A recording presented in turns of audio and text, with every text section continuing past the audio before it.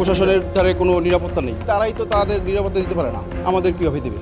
আমরা মন্দিরে আরতি শেষ করছি আপনার হইতেছে 8টা, 8:30। আমরা 9টার দিকে আমরা মন্দির সব কিছু তালা মেরে বাসায় চলে গেছি এবং পরে আমরা মন্দির একটা আবার 10টা-11টার দিকে আমরা মন্দির আবার একটা পাহারা দিই যে কোনো সমস্যা আছে কিনা। তারপরে যার যার বাসা শেষ চলে গেছে, কিন্তু সকালে এসে আমরা 7:30টার দিকে এসে দেখি মন্দির তালা যখন খুলতে গেছি তখন দেখি প্রণামীর বাক্স ভেঙে টাকা নিয়ে গেছে, কালী মন্দিরের তালা ভেঙেছে, আর আমাদের সামনের আরেকটা প্রণামীর বাক্স আছে সেটাও ভেঙে নিয়ে গেছে। না, আনুমানিক আমরা এটা অনেক টাকাই ছিল, কারণ আমরা এই টাকাটা গুনি নেই, আমরা এটা অনেক দিনেরই। আবার কীর্তনের সময় আমাদের একটা অনুষ্ঠান হয়েছিল, সেই অনুষ্ঠানেও যে এইটা খুলবে বলে এতদিন খুলে নেই, হয়তো আমরা 1 সপ্তাহ পরে এই প্রণামী বাক্স খুলতাম, অনেক টাকাই ছিল।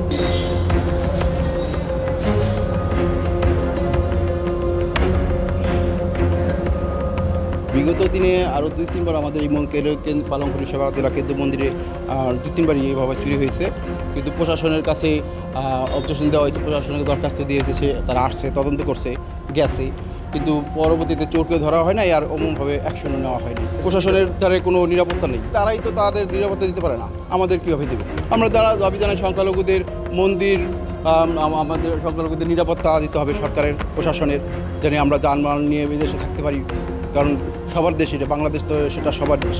আমাদের দাবি এই চুরির যেন সুষ্ঠু বিচার এবং তদন্ত অনুযায়ী চোরকে যেন ধরা হয় আইনি ব্যবস্থার মাধ্যমে।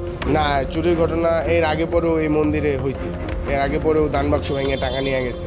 আমরা সবাই একটা আতঙ্কে ভুগতেছি, কারণ জেলা কেন্দ্রীয় মন্দিরে যেহেতু চুরি হয়, তাহলে আমাদের বাড়িঘর বা আমাদের আশেপাশের ছোট মন্দির যেগুলো আছে ওগুলো তো চুরি হবে না, এর গ্যারান্টি কি আছে?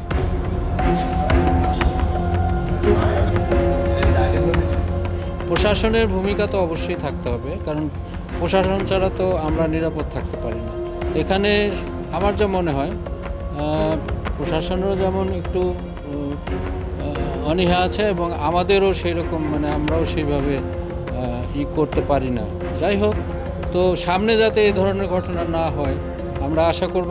নতুন এই সরকার আসছে, তাদের কাছেও আমাদের এই আবেদন থাকবে যে বারবার যাতে এই ঘটনাগুলো আর না ঘটে।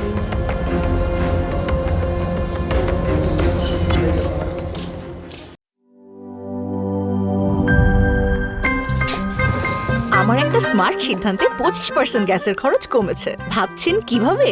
সাধারণ গ্যাস স্টোভ বদলে আমি এনেছি আরএফএল গ্যাস স্টোভ। এর সাইন্টিফিক নজল ও ব্রাস বার্নার ক্যাপ সমানভাবে তাপ ছড়িয়ে রান্না করে দ্রুত, তাই গ্যাসও বাঁচায় 25%, টাকাও বাঁচে 25%। আরএফএল গ্যাস স্টোভ নিরাপদ ও গ্যাস সাশ্রয়ী।